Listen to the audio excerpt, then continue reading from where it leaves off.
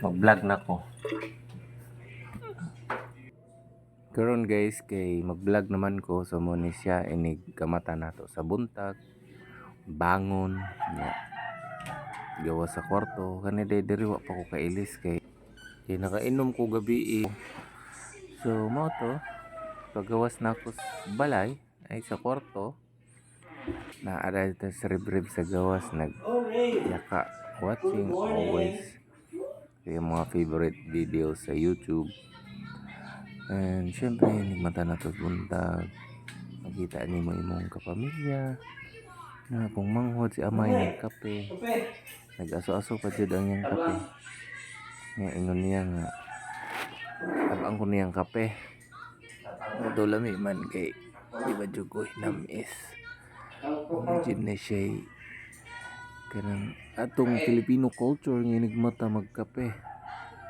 So, nakasanayan na po na namo nga kinsay magkape muzip jud ka na bisa gamay.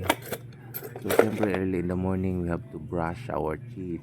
Kinala mag-brush po ta sa atong teeth ay kay kanang labi na inig kauntag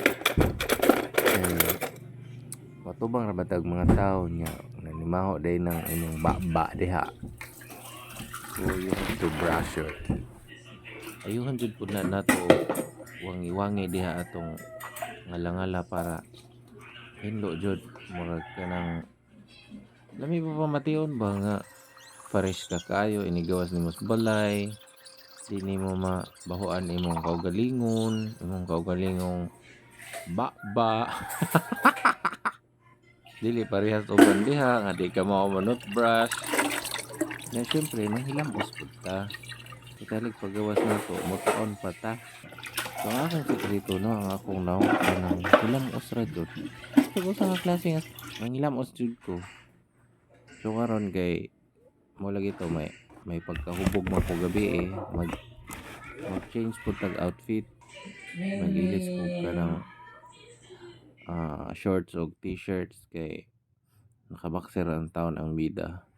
So fast forward